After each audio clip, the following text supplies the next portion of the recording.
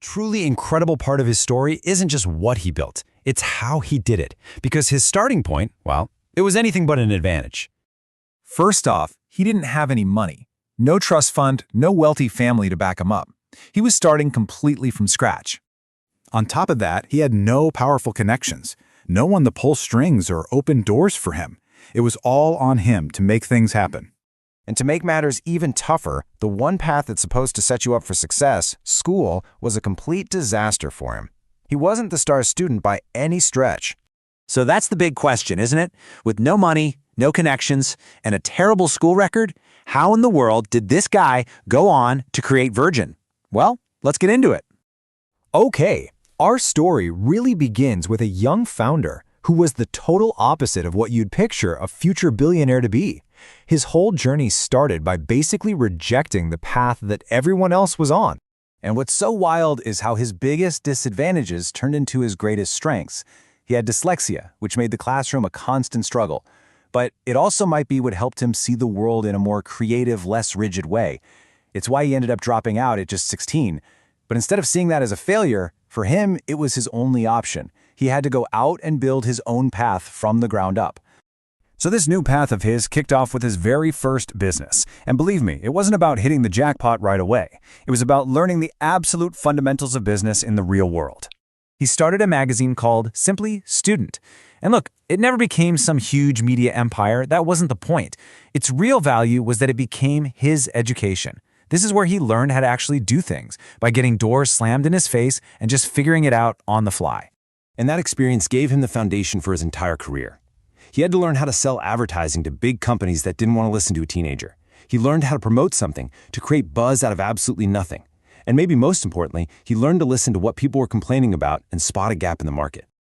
So now, armed with these real-world skills, Branson was ready for his first huge opportunity.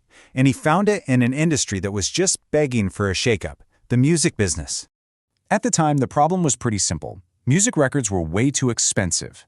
And his solution was just as simple. Sell them for less than everybody else. It wasn't some complex business plan. It was just a direct answer to a very common frustration. This one idea just took off. It started as a mail-order business, which then grew into a cool little record shop in London. And that shop, that hub for music lovers, became the launching pad for his very own record label, Virgin Records. And this is where he hit a major fork in the road.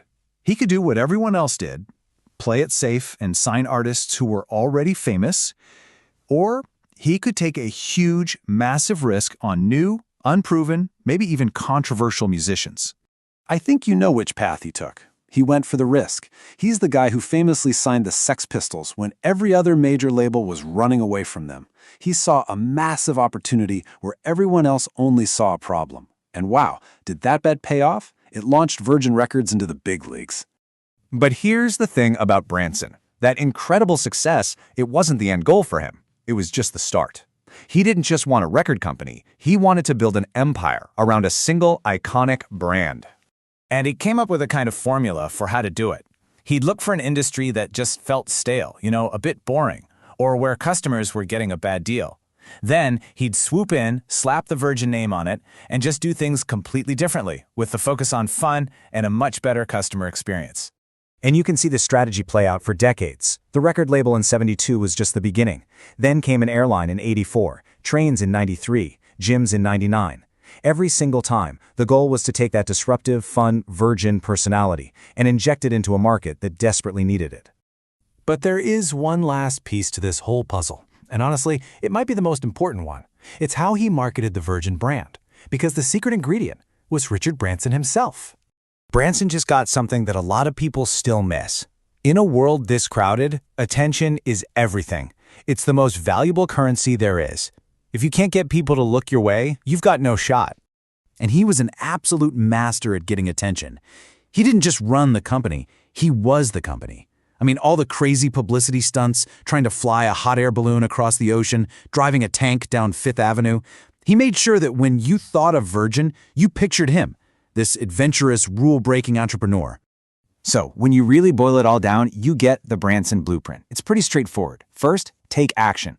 Don't just sit around waiting for the perfect plan, just start. Second, take risks. Be the one who's willing to make the bold move when everyone else is playing it safe. And third, keep going.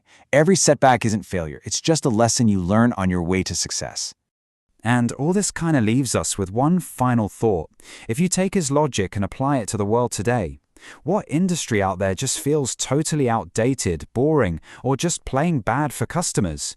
What's the next big thing just waiting for someone to come in and give it a Virgin-style shake-up? It's definitely